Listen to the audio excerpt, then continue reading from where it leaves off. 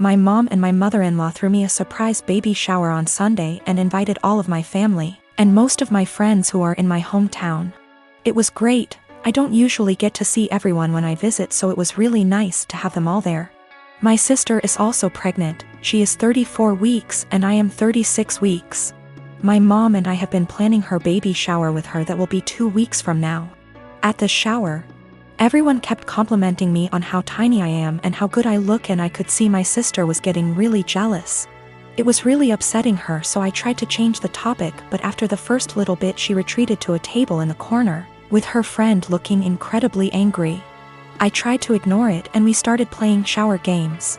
Later, her friend asked if any of us knew where she was since she hadn't seen her in a while. Everyone was extremely worried because she wasn't answering her phone, and we thought she could have gone into labor or fallen or something terrible. The shower was in a party room at an arena, so it's a huge building, and everyone there, 70 of us, began searching the entire place up and down looking for her.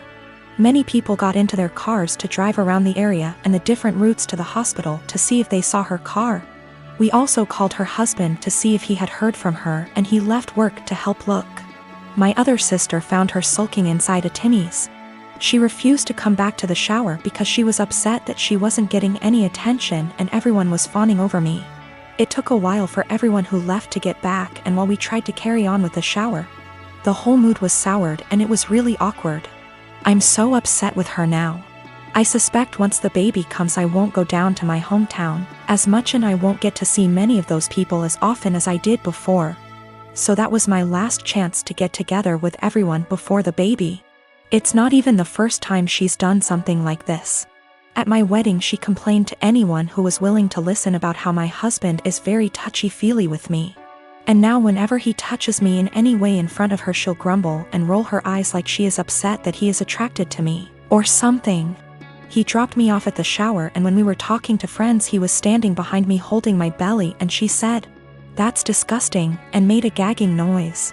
She also won't show up to something unless someone has called her to ask where she is and tell her we're waiting for her. It's a little game that she likes to play. I don't know what her problem is, but I'm so sick of it. She hasn't spoken to me since the incident and won't return my calls or texts, but I think she owes me an apology. If she can't apologize, I don't think I want to continue to plan and pay for her baby shower. Is that fair? My mom and my aunt think I just need to try to move past it because that's just how she is. My husband feels differently, and he thinks I should stop doing anything for her because she continuously disrespects us and our marriage.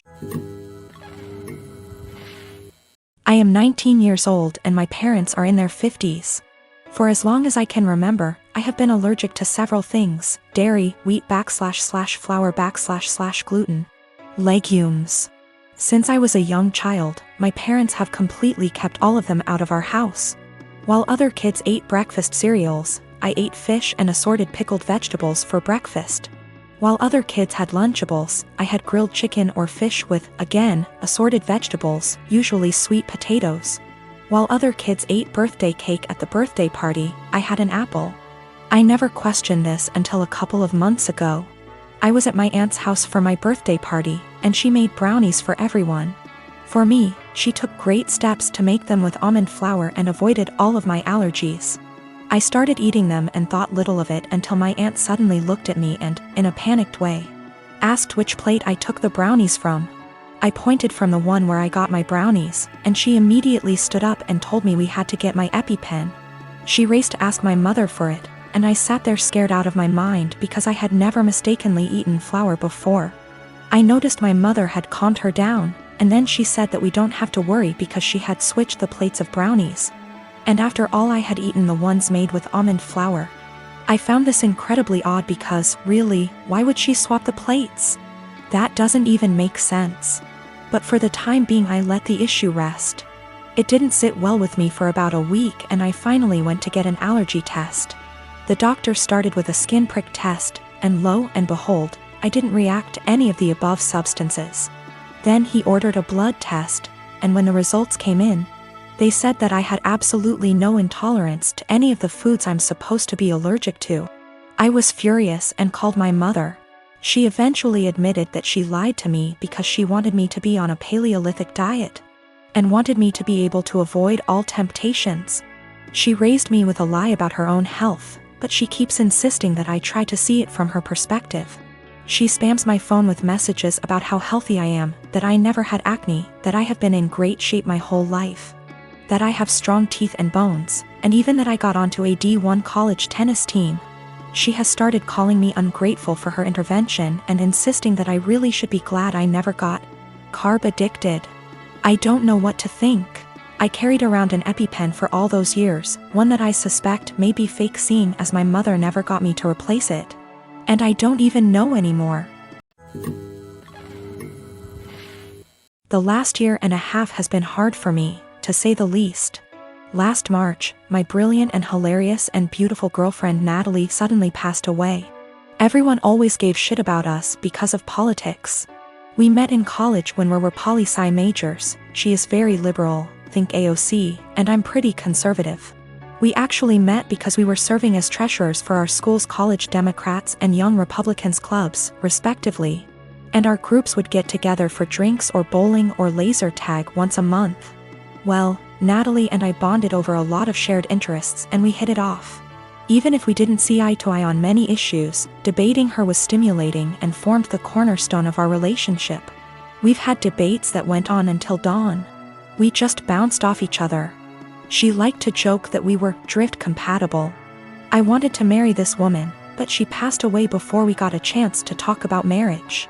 I'm in therapy and I'm working through not having her in my life anymore, but it's been rough. Then Rona happened and I got laid off, so I had to move back in with my parents and figure out what I am supposed to do now. My parents mean well, but they got married really young and are more conservative and religious than me. They've been trying to set me up on dates with single girls from their church since I moved back home. But I don't want to date these girls. No offense to them, but it's a small town in the American breadbasket. They don't share the same interests as me and it feels like their only goal in life is to be a good Christian wife and produce a lot of babies. Trying to talk to them about current events is excruciating for me. The girls my parents tried to set me up with take everything they read on Facebook or hear from Fox News for face value. It makes me miss Natalie and our debates more. My parents mean well. I know they want me to find a nice girl and settle down with her, but not like this. They are nothing like Natalie and never will be. I miss her, even if my folks didn't like her ideas. But when I told them the other night that I wanted them to stop setting me up on dates with these girls, they freaked out and told me that I needed to consider settling down since I just turned 30. They're good girls from great families, I know that, and my parents like them more than they liked Natalie, but she was my one and only. I don't think it's fair for anyone when I still love her. They are even more angry at me because I told them that I just don't see myself getting married anytime soon. But like I said, Natalie was my soulmate and I just can't see myself being with anyone else but her. Yet, they are insisting that I need to find a woman and settle down and give them grandchildren. We were seriously close to talking about marriage. But around the time she died, it was more like how funny it would be if the bridal party wore blue and the groomsmen wore red because the bride is a Democrat. And the groom is a Republican / Romeo and Juliet deal. I wish we got to do that. Natalie thought it was hilarious. My wedding was September 21st, 2019. We had a fairly decent-sized wedding. My cousin, on my stepdad's side, we are not close whatsoever. And her boyfriend have only been dating not even 6 months at this point. I've met the guy once before my wedding and he never shows up to any family functions. We're all having a great time at my wedding. My husband and I are mingling with guests while everyone dances. The next thing I know is my cousin's boyfriend asks the DJ for his mic and goes to the center of the dance floor saying he has an announcement to make and calls my cousin over.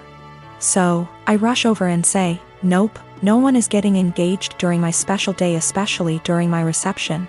You can get engaged later tonight but not right now. It's my day.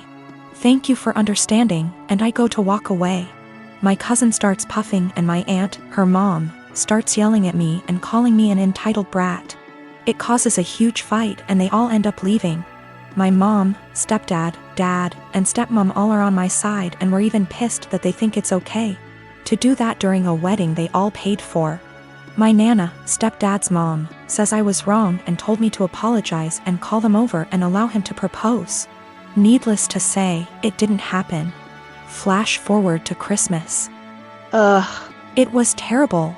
My stepdad's entire side were rude and ignoring my husband and I. And of course, guess what happens? My cousin and her now fiancé announced their wedding date, September 21st, 2020. I'm beyond pissed and so not planning to go. It's my damn 1-year wedding anniversary. My family is upset that they would do that to piss me off for not allowing them to get engaged during my reception. My cousin says they chose to get married on their 1-year engagement anniversary. Either way, regardless of the real reason, I'm still upset. Of course, my Nana is super excited.